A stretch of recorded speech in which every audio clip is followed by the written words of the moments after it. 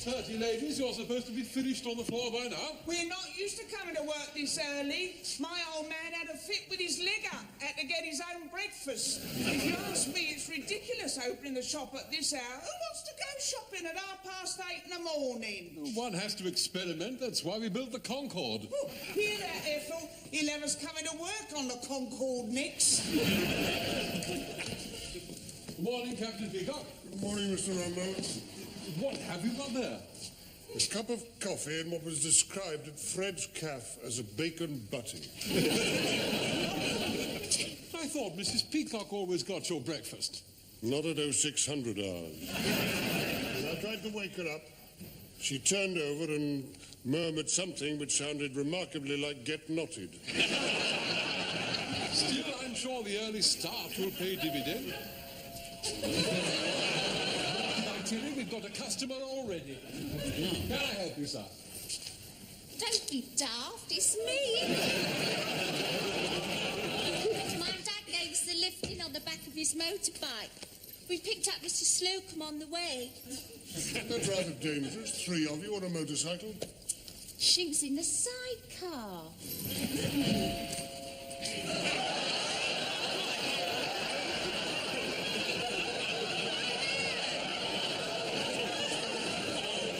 That is the last time. When you said he was a TT rider, I thought you meant he didn't drink. Well, I told you to face the front. I couldn't bear to see where I was going. Oh, it's going to cost me a fortune at Madame Beryl's to get this knocked back into shape. Well, at least you're here on time, Mrs. Slocum. Time for what? There won't be any customers, you know. And what it's doing to my domestic arrangements. Having a bath at 6 o'clock in the morning played havoc with my pussy. I mean, he sleeps in the airing cupboard. And the gurgling of the tank woke him up. Ah, Mr. Granger, reliable as ever. I had a most unpleasant experience. Mrs. Granger hit me over the head with a bottle of bismuth. Didn't your wife want to cook your breakfast either? Well, apparently, when I woke her up, she was dreaming that she was on Errol Flynn's yacht. Was she his girlfriend? No, it was much more complicated than that. She was Errol Flynn. I shall have to sort it all out when I get home. Ah, well, only Mr. Humphreys and Mr. Lucas to come. Yes, well, Mr. Humphreys may be a little late. He was going away for the weekend, I believe. Oh, well, I hope we'll all continue to make a special effort to get here on time, because I'm sure that the sales figures resulting from the early opening will fully justify my faith in the new system.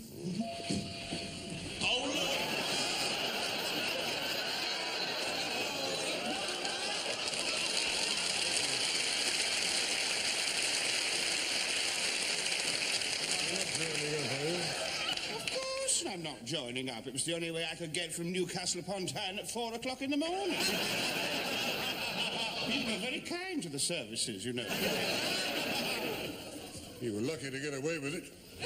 You know, you should have the name of your ship on your headband. If the naval police had spotted that, you'd have got into trouble. And they've got into worse trouble if they'd seen what was on before. What was that? Kiss me quick.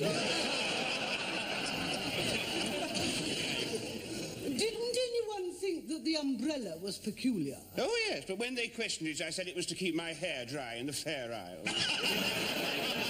You know, I'm surprised you didn't wear the whole uniform. Oh, well, I used to, but people kept wanting to touch my collar for luck. I bet you met a lot of nice girls that way. I did. Not to mention a roving reporter, a trendy bishop, a string vestite, and a dustman with a very interesting tale to tell.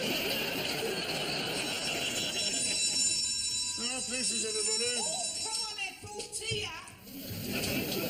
Mrs. Slocum, uncover your bust, please. Your counter bust, Mrs. Slocum. We're open for business. Oh, yes, of course. Captain Peacock, I don't want to be a telltale, but our Mr. Lucas is not in yet. Isn't that correct, Mr. Humphreys? Yes, that's correct, Mr. Granger. I'm quite aware of the situation, but you did right to bring it to my attention. I just hope he has a good excuse. Good morning, Captain Peacock. You know, you're never going to believe this, but my poor old crippled mother overslept this morning and she forgot to wake me up. Then I missed the bus, so she had to give me a lift in her invalid carriage. I kept telling her to put her foot down, a good one, that is, and then the police stopped her for speeding and they gave her a breathalyzer. Well, now, unfortunately, she only had time to cook my breakfast this morning, and all she had was a quick liqueur chocolate on the way out. It was still on her breath when she blew up the bag, you see. And by the time I'd been to Bow Street and bailed her out, well, I was very nearly late. You are late, Mr. Lucas. That's because I met young Mr. Grace on the ground floor. Ah, good morning, Mr. Lucas, he said. How clever of you to get here on time. Well, by the time I told him I was very nearly late, I was. Well, go on, you can ask him. But at least you could have shaved before you left home. No, I've been shaving all morning, sir. Only it's the batteries, you see, they're getting a bit low. My mother uses them during the week in her deaf aid. How did it sound? Wonderful. Makes Doctor Who's adventures seem quite normal. And it's much better than the one about you helping to deliver a baby for a titled lady on a bicycle that had to remain anonymous. Ah, well, here we are, 8:30 in the morning. When's it all going to start, then? When's the rush going to happen? Well, to quote Mr. Rumbold, the creative platform that this idea is built upon is based on the premise that by opening earlier, we shall catch customers on the way to work. All we're likely to sell at this hour of the morning are monkey nuts. Well, if you ask me, people on their way to work won't have time to buy anything. Good morning, sir. Are you being... Oh, you are. Check suit on the dummy in the window, £32, size 38. Can I help you, sir? Well, that's it. Check, yes, that's a new line and very popular indeed, you know. It's and 50% man-made fibre, and then you... Not when I'm selling, Mr. Humphreys, please. If sold, Mr. Granger, he's gone. But I never told him the threes would ride up with where. Glass of water for Mr. Granger. Good morning, sir. Gloves. Size? Seasonable weather. Large. Yes. Colour? Black. One large black. Fits? How much? £5. I see that you're interested in gloves, sir.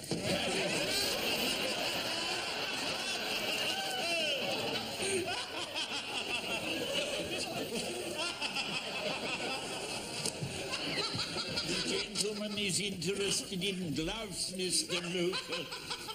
It's all over, Mr. Granger. Oh, no. Hello, menswear. No, this is not Mr. Humphreys. It's for you, it's a lady. Well, there's no need to sound so surprised. Hello? Oh, hello, Mother. Yes, of course I'm all right. Oh, she came to stay with me last night, found that I wasn't in bed. Yes, dear. Yes, well, I put my pyjamas on the bolster so that you'd think it was me in bed when you arrived. Well, how did you know it wasn't? Well, I don't sleep with Paddington Bear anymore. His Wellingtons were so cold. No, I'd been hitchhiking dressed as a sailor. For a party. Was it for a party the last time as well? Mother, now I am over 21. Well over. Yes, of course I'm still your little boy. No, I haven't changed a bit. Well, not much. Well, I can't help it if I'm popular, can I? Oh, that reminds me. If a man rings up with a Scottish accent, you're the cleaner and you've never heard of me. No, I don't owe him any money. I don't owe him anything. What do you mean there's someone coming up the garden path in a kilt? lock the door and hide in the cupboard. I'll phone you before I leave here. Whatever you do, don't open the door unless it's a young policeman carrying a rolled umbrella. And if I can borrow a helmet from the toy department, that'll be me. Well, take the phone into the cupboard with you. Bye. It's all go at your place, isn't it? And it's only Monday. This early morning opening seems to be working. They've taken almost 40 quid over there, and that's before they've unlocked the till. That won't happen over here, Miss Brahms. Shopping is an art, and women like to take their time to assess the goods and make a decision. I mean, men just see something they want and grab hold of it. Have you noticed? Yes, I had. It happened to me in the pub last night. There was this bloke in this open-neck shirt and a hairy chest with big muscles, and the pub was jam-packed, and I was wearing... Just a minute. How old was this man? Oh, he must have been 40 if he was a day. Oh, quite young, really. I was wearing my skin-tight jeans, you know, those ones with a false patch just there. Blimey, he says, there's a stitch going, grabs hold and won't let go. Oh, just imagine. Go on. Well, I didn't want to shout and make a fuss or anything. No, one doesn't, does one? So what did you do? Well, I ordered a large gin and tonic with a lot of ice, put it on his bill and poured it down the front of his trousers. That got his hand off. Don't some men take terrible liberties? Where exactly is this pub? Good morning, madam. Can I help you? Hats! Ladies! Hurry! Where would madam like to be directed first, the hats or the ladies? No, ladies' hats. Wedding. Counter, there. Good morning, madam. Not a very nice morning, is it? But still. Guest at a wedding, 10:30. Need a hat. Oh, do hurry, please, I'm late. A millinery occasion, Miss Brahms. This way. Oh, this is the last one of these. It was a very exclusive line. Oh, that does suit, madam. Oh, that does suit, madam. Oh, that does suit. Oh, that does suit, madam. Oh, that does suit, madam.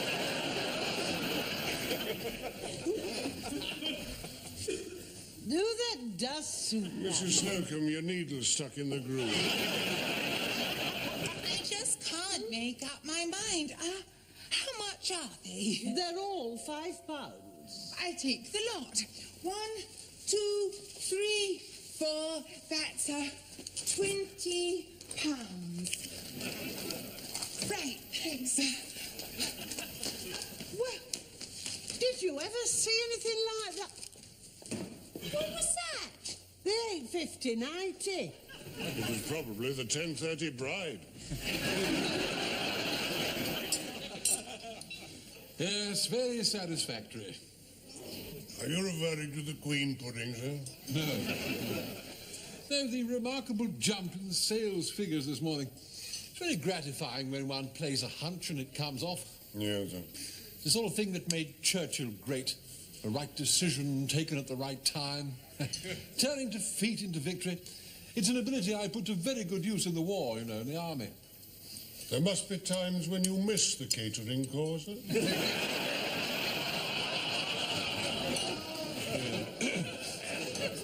I must say the staff don't look too happy. I think we're all just getting over the early start, sir. Still, they'll soon settle down. How's your queen pudding? Hasn't quite fulfilled its promise.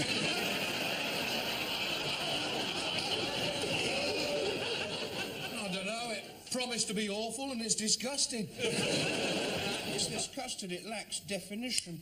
It's more like distemper. What is custard?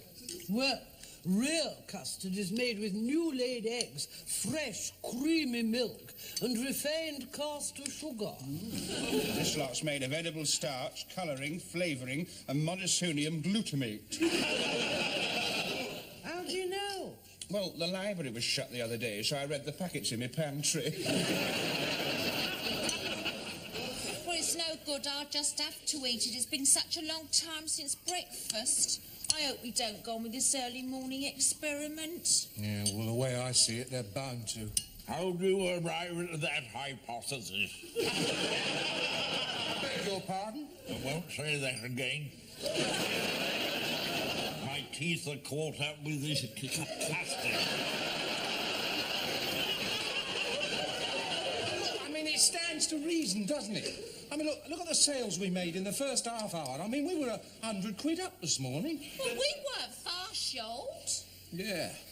Well, I mean, if we go on like this at the end of the day and we're up that much, well, I mean, this early morning start could become a way of life. Well, if it does, I shall have to change my milkman. Well, this morning was the first time I'd met him face to face, and it was a very nasty experience.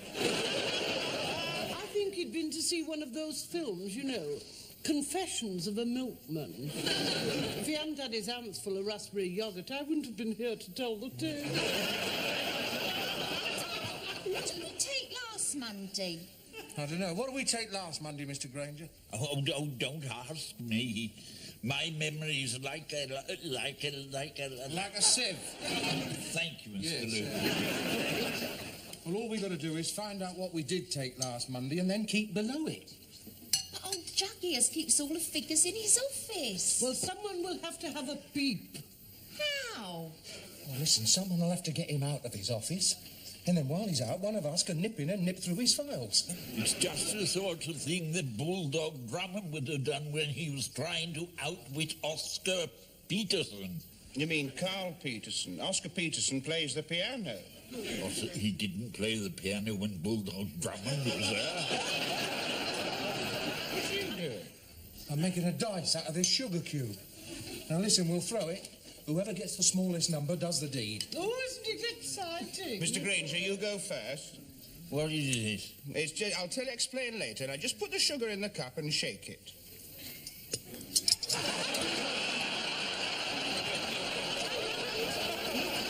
Mrs. Slocum, listen, everything's fixed. Now, look, you phone up Rumbold and get him out here and leave the rest to me. Out and Roger. Would you connect me with Mr. Rumbold, please? Rumbold here. You don't know me. I spotted you at the squash club last night. Oh, yes. What is the nature of your inquiry? I was in the gallery and I couldn't take my eyes off you. To whom am I speaking? Oh, you wouldn't have noticed little me. I'm only 21 with long blonde hair and a 40-inch butt. But our eyes did meet briefly for a second when you leapt in the air and hit that winning shot. You have terribly exciting knees. Hold on. Have I got this right? You're 40 with a 21-inch bust. No, it's the other way round. What's the other way round?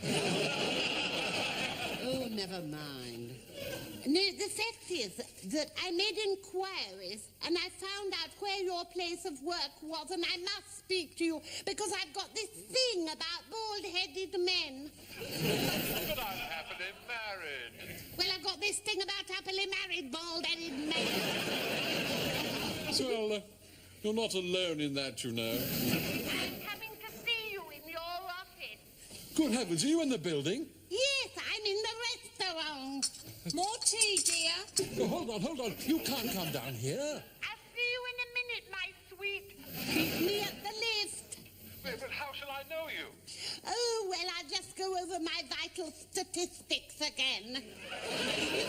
I'm 21 with blue eyes, long blonde hair, a tiny waist, and a 40-inch butt.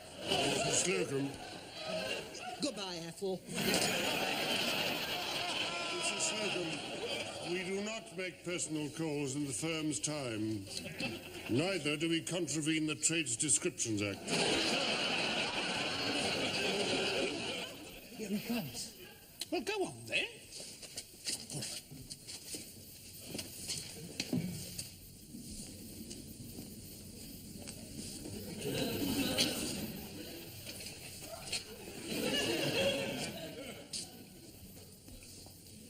Everything all right, sir? Oh, yes. I was just counting the customers. Well, at the moment we have one there and one over there. Good, I'll make a note of that. Carry on, Captain Peacock. Carry on, Captain Peacock. I am carrying on, sir. This is what I do. What, all day? All day. I'll make a note of that as well.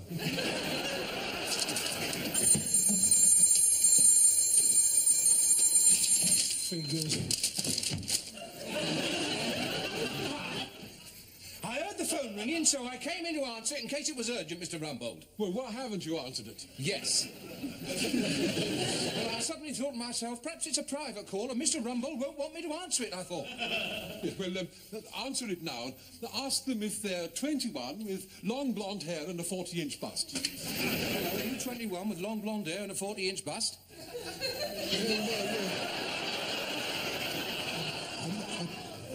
I'm 80 with short white hair and hardly any bust at all. I've got it. Well, quick before Peacock gets back from his break. Now, what was it? Last Monday, 3:25.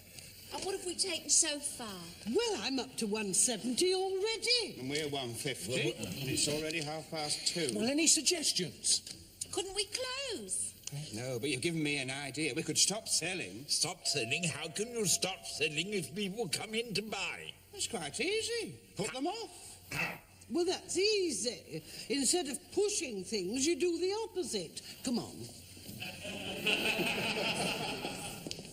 Good afternoon, sir. May I help you? No, your assistant is attending to my wife. She's buying an evening dress. An evening dress? About what price range? £95. 95... Excuse me. Yes, Mrs. Slocum. How's the sale going? Oh, she looks lovely in it. If you sell it, we're done. Oh, she likes it. I haven't seen it yet. Do come out when you're ready, madam. Well, Henry, what do you think? Oh, what do you think? You're paying for it. You've got to wear it. I think Madam looks quite enchanted. It's a delightful garment. I'm afraid Madam's husband isn't quite so sure, and I'm inclined to agree with him. Well, I didn't say I didn't like it. Oh, no, you must speak your mind. I think Madam carries it very well.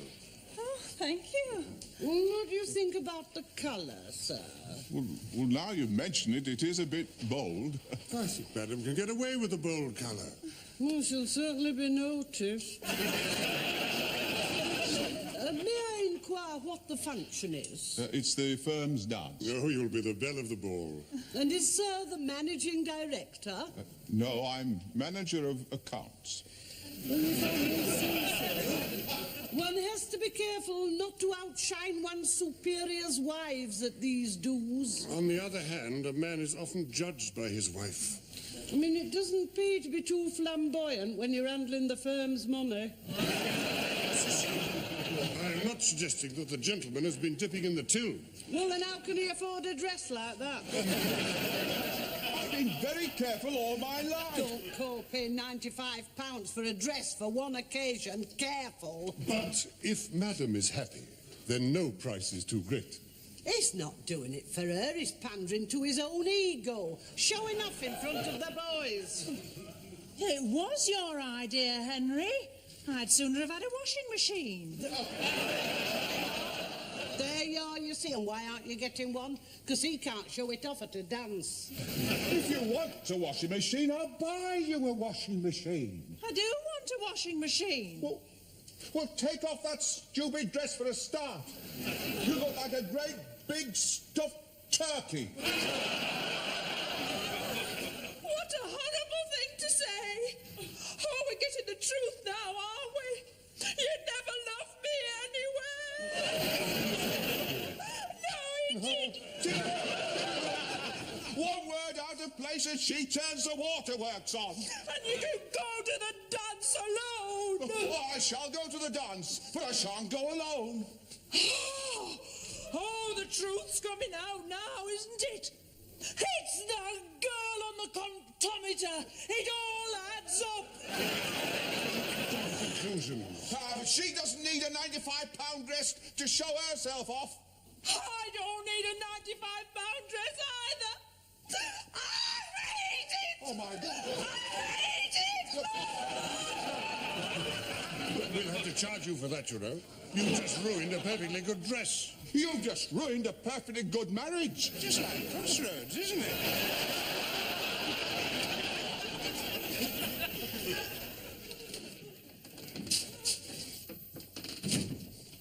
Oh, Mr. Grace, this is indeed an honour, sir. Oh, where have you been? I've been waiting for you. Oh, checking the takings, sir. The new scheme was going very well until this afternoon, and then, for some inexplicable reason, they dropped off. What dropped off? The takings. We're still £20 short on last Monday's total. Yes, well, I can't go back on my word. If the figures don't improve, the scheme's off. We've still got a little time to go, sir. Yes, well, at the end of the day, I come back here to my office and put the figures here on my desk. Excuse me, sir, this is not your office. This is my office. This is my desk. Oh, that's your wife, then? Yes, sir. Yes. Thank God for that. 5 minutes to go. I don't think I could live through another day like this. I've lost £8 in commission. I thought it was a bit cheeky, mind, the way you told that Arab that you thought they were Jewish umbrellas. Granger, Mr. Humphreys, customer. Oh, blimey. If he wants anything more than the shirt stud, shoot him. Leave him to me. Can I help you, sir? Thank you. I'd like a raincoat. Oh. We don't sell many of those these days, sir. What do you want it for? To keep out the rain. Well, we haven't got any that'll keep out the rain. We've got one or two that might strain it for you. If you really want to keep out the rain, you ought to go to the yachting department and get yourself an oilskin. I do use an umbrella, and I'd like the raincoat I saw in the window for £28. Ah, that range has been marked up to 40. Oh, I see. Sorry, I can't oblige. That's all right. Well done, Mr. Humphrey. Look out. Excuse me, why can't I have that one in the window that's marked 28? What size are you, sir? 40. Ah, well, that's a 34, you see. That's why it's going cheap. I see. Well done, Mr. Lucas. I don't believe it. Well, I suppose if they've all gone up, that's all there is to it. I'll take one for £40. Raincoat rail, Mr. Lucas. Oh, it's all right. Just wrap it up. I'll take it. No, so you must try it on. It's more than my job's worth to let you leave the department without trying it on. Here we are. It's all right. There. Oh, just look at that terrible stitching. How could they let it out of the workroom like that? You may well ask, Mr. Lucas. Well, I have to ask, Mr. Humphreys. I mean, we have a sacred trust towards our customers. Look at that. Uneven sleeves. Well, I always have this trouble. My arms are uneven. I'm used to it, you know. Oh, yeah. Well, let's consider the colour, then. Now, you can't wear that colour with that colour hair. Well, of course, the gentleman could change the colour of his hair. I agree with you, but my wife insists I wear clothes this colour. Well, the gentleman could change his wife. Yeah, I tried to, but she didn't like it. No, That'll do fine. Go on, wrap it up. Despite the fact it's the wrong colour and it isn't waterproof? Yes, just wrap it up. And I must say, I'm really most impressed with your honesty. One would think you didn't want to sell me an overcoat. And that's because you've got a fat face, piggy eyes, and a pimple on your nose.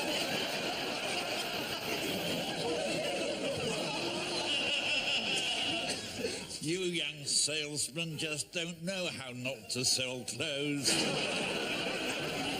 Stranger, are you free? Yes, I'm free, Captain Peter.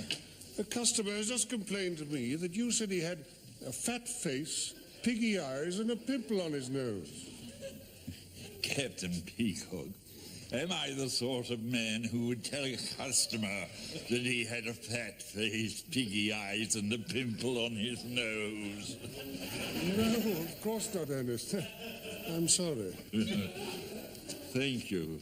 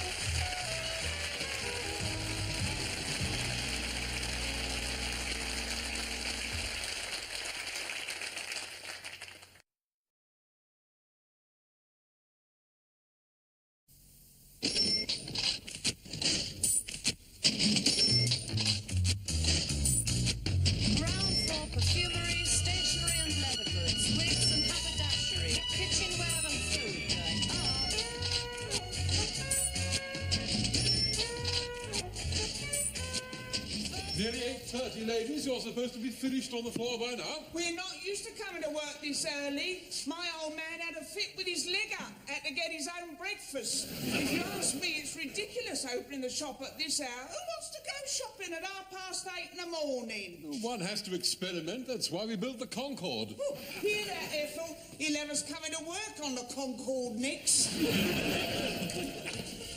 Good morning, Captain Peacock. Good morning, Mr. Rumble. What have you got there?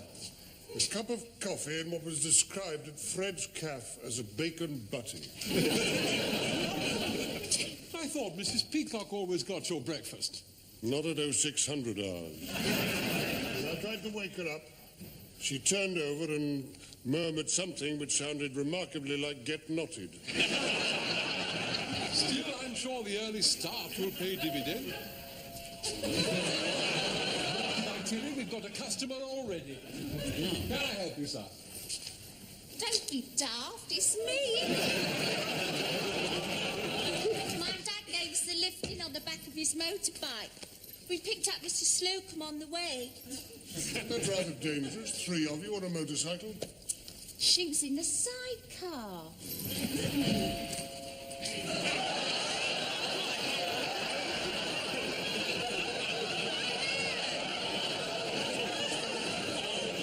That is the last time.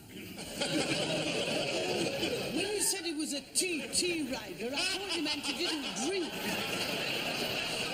Well, I told you to face the front.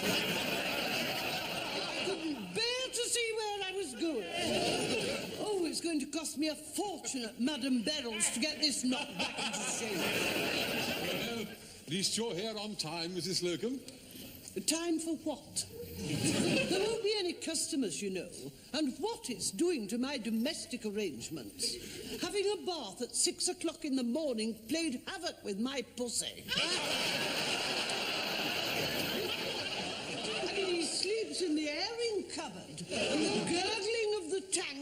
him up. Mr. Granger, reliable as ever. I had a most unpleasant experience. Mrs. Granger hit me over the head with a bottle of bismuth. Didn't your wife want to cook your breakfast either? Well, apparently, when I woke her up, she was dreaming that she was on Errol Flynn's yacht.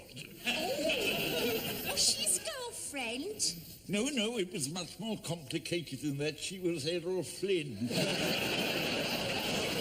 I shall have to sort it all out when I get home. Now, well, only Mr. Humphreys and Mr. Lucas to come? Yes, well, Mr. Humphreys may be a little late. He was going away for the weekend, I believe. Oh, well, I hope we'll all continue to make a special effort to get here on time, because I'm sure that the sales figures resulting from the early opening will fully justify my faith in the new system.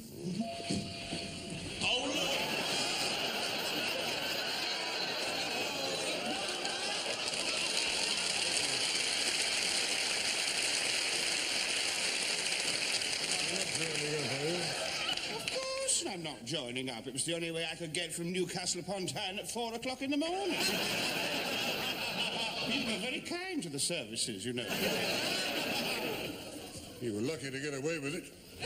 You know, you should have the name of your ship on your headband. If the naval police had spotted that, you'd have got into trouble. I'd have got into worse trouble if they'd seen what was on before. What was that? Kiss me quick.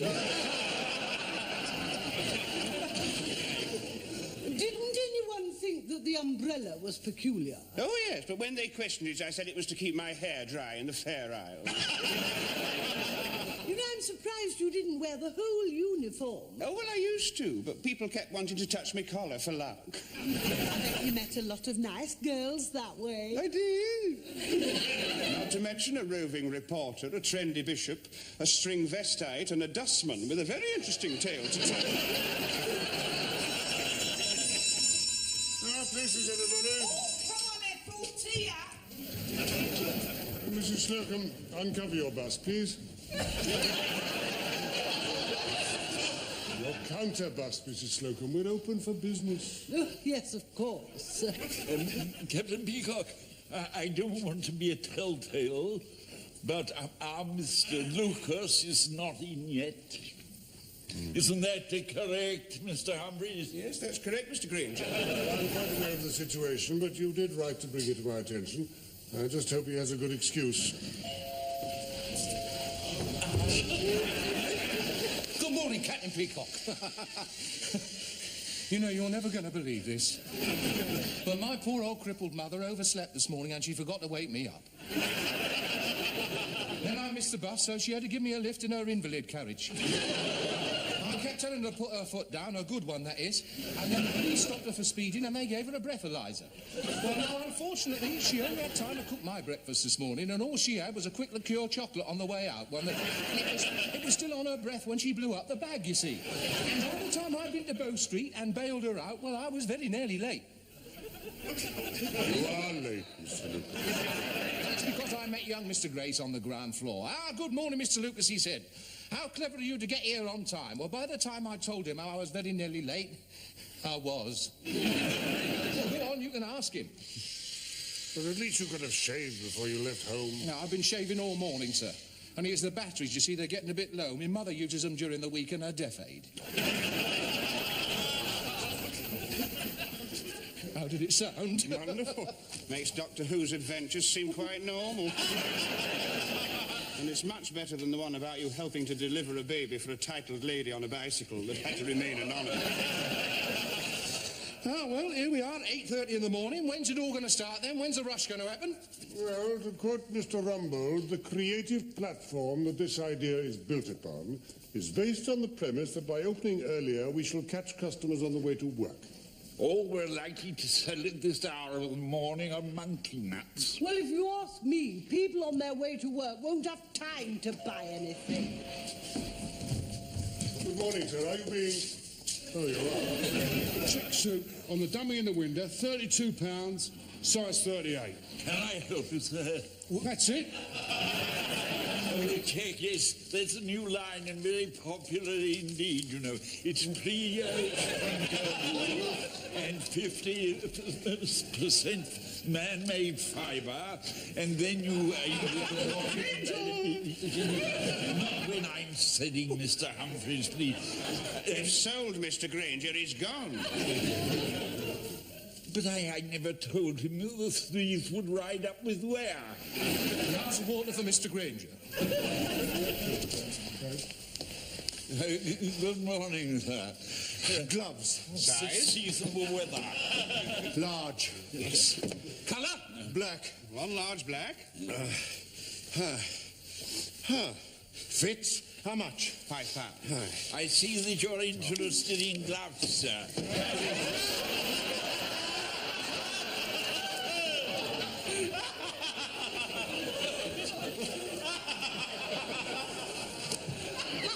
The gentleman is interested in gloves, Mr. Lucas. It's all over, Mr. Granger. Oh, no. Hello, menswear. No, this is not Mr. Humphreys. It's for you, it's a lady. Well, there's no need to sound so surprised. Hello? Oh, hello, Mother. Yes, of course I'm all right. Oh, she came to stay with me last night, found that I wasn't in bed. Yes, dear. Yes, well, I put my pyjamas on the bolster so that you'd think it was me in bed when you arrived. Well, how did you know it wasn't? Well, I don't sleep with Paddington Bear anymore. His Wellingtons were so cold. No, I'd been hitchhiking dressed as a sailor. For a party. Was it for a party the last time as well? Mother, now I am over 21. Well over.